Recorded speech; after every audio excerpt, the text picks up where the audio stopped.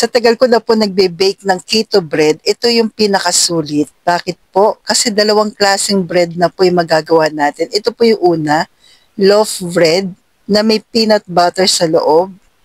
Medyo nakulangan lang ako sa peanut pero sa susunod dadagdagan ko pa po. Pero sulit na sulit, kaya panoorin mo po ito hanggang dulo at hindi ka po magsisisi dahil sa nabuo nating bread po na dalawang klase. So, una ko po i-share sa inyo yung loaf bread. Kailangan po natin ng almond milk na unsweetened, 1 cup. So, dalawa po ito na bread kagad yung nagawa po natin. So, 1 cup po na almond milk unsweetened, 1 tablespoon po ng active yeast, inulin fiber, 1 tablespoon po. Para saan ba ito? Para po maging fluffy yung ating bread. And 1 tablespoon po ng sweetener. Stevia erythritol po yung ginamit ko po dito. So, ito po muna yung una. Imimix lang natin. Then, i-rest po natin siya ng mga 30 minutes para mag-bloom lang po ito po. Yung ating yeast. So, mga 30 minutes po natin itabi muna po. Then, after ng 30 minutes, ito na po yung ating mga dry ingredients. Bago natin ilagay yung flaxseed, naglagay muna po ako ng stevia erythritol po ng 1/4 cup. Tapos, 1/3 cup po ng golden flaxseed. Then, 7 tablespoon po ng coconut flour.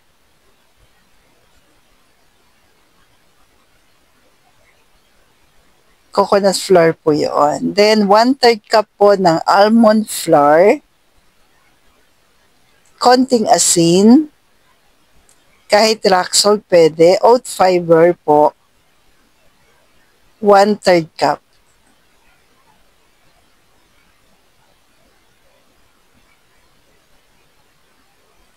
Tapos, yung ating ano po ay 1 cup po.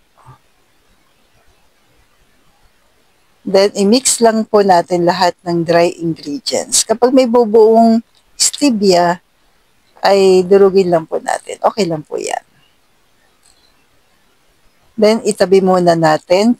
Kailangan po natin ng 5 pieces po na medium egg po. Room temp lang po yung hindi galing sa ref. At kung umabot ka po sa part nito, salamat po sa pag-comment. Kung tigasaan po kayo para alam ko lang po kung saan umabot ang aking video. At kung nagustuhan niyo po ito, salamat po sa pag-like and follow at pag-share na rin po. Thank you po and God bless. Then ito na po yung ating almond milk. Yan, na merong yeast po. So, ilagay muna natin yung ating mga egg na 5 pieces po. Then, yung ating almond milk po na may yeast. Imimix lang po natin ka-low carbs and welcome nga po pala sa lahat ng mga bagong followers po at sa mga matatagal na po. Salamat po sa inyo po lahat. Then, kapag na-mix na po natin, ilagay na po natin yung ating almond milk po. So, dahan-dahan or pwede naman ilagay na natin lahat. I-mix lang po natin maigi.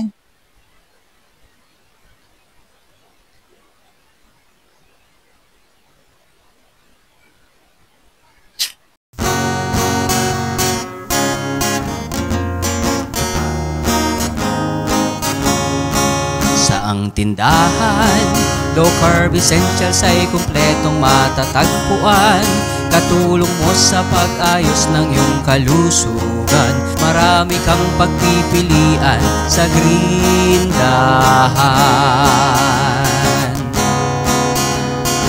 Baking essentials, condiments, nuts and seeds, healthy oils, coconut products, superfoods, herbs and spices, low-carb breads, kakanin, at may sugar-free ulam pa.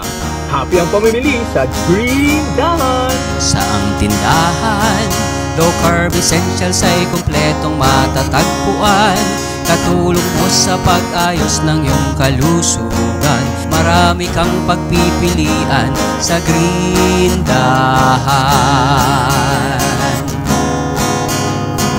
Hahanap-hanapin, tatangkilikin ang grindahan. Hahanap-hanapin, tatangkilikin ang grindahan. Hahanap-hanapin, tatangkilikin ang grindahan. Hahanap-hanapin, tatangkilikin ang grindahan. Hahanap-hanapin, tatangkilikin ang grindahan.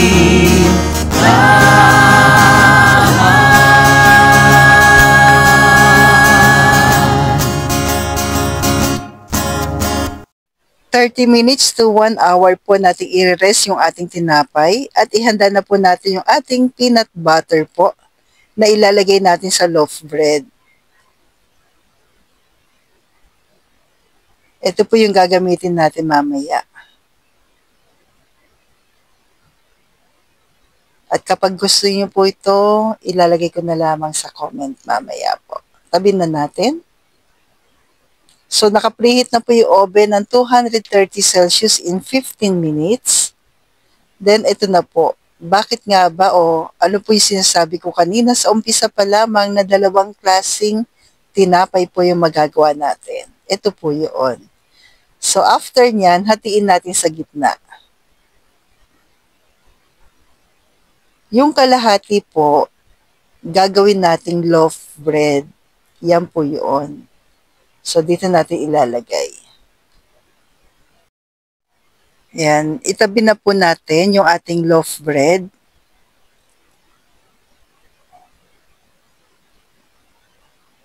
Mamaya po natin ilalagay yung peanut butter po natin sa ating loaf bread. Then, ito naman pong kalahati ay hahatiin po natin sa 4. Gagawin po nating buns. Di ba po? Meron ka ng loaf bread, meron ka ring buns. Ang maganda po dito, lalagyan na natin ng palaman. So, cheese po yung napili ko pong palaman na ilalagay natin sa loob. Pwede din yung mga ano po yung dark chocolate. Pero mas gusto ko po ngayon yung cheese. Cheddar cheese po yan, ng grindahan. So, 4 na piraso po yung nagawa natin dito. Tawagin natin cheesy bread. O, di ba po? Laki ng cheese na nalagay natin sa loob para sulit na sulit. Yan. Cheddar cheese po yan. Ang sarap niyan, yung cheddar cheese. Ang sarap din papakin. Sabay ganon. Sulit na sulit po yung ating buns dito. Malalaki po siya. Kasi habang niluluto mo siya sa oven, mas lalo pa po siyang lumalaki. Kaya okay na okay. Sulit na sulit. Actually, ito yung pang last meal na ginamit ko po. Pagkain ko last meal. 1 piraso lang, busog na po. So, pares din po yan nilagyan natin ng cheese. Then, ito na po yung ating loaf bread. Lagyan na natin ng peanut butter sa loob po. And dagdag idea po natin sa peanut butter. Pwede rin naman yung tinunaw po na dark chocolate po. Pwede rin. Ang hindi lang pwede yung munggo loaf bread, di ba? Dati meron kasi nun, namimiss ko na rin yon. Pero dahil out sa atin ang munggo, so ito po, peanut butter, pwede naman. So nailagay na po natin sa loob, then tatakpan lang po natin. Bawas na lang po tayo sa ating bread sa unahan, pang takip. Then, i-arrange na lang po natin na maayos. Yan. So, for toppings po, naglagay pa rin po ako ng flaxseed sa ibabaw. Dagdag idea lamang po, para lang mas maganda yung ating tinapay. Pero kung wala, sesame seeds pwede rin naman. Pero meron akong black na sesame seeds, nilagyan din natin sa ibabaw. Naka-design lang naman po yan. So, kayo na pong bahala kung anong toppings natin sa ibabaw. Pero pwede rin namang wala. Pero mas okay lang talagang tignan. Mas mukhang tinapay na tinapay po.